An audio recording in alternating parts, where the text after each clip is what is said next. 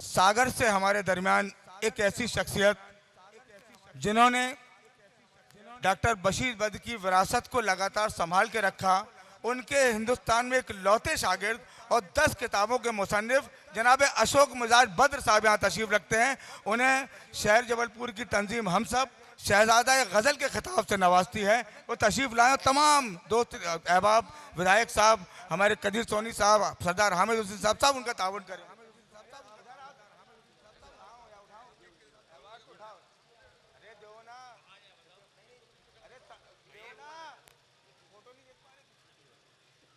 ये ले भैया दोनों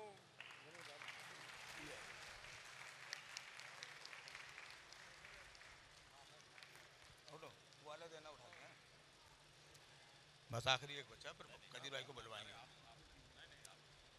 बहुत बहुत शुक्रिया।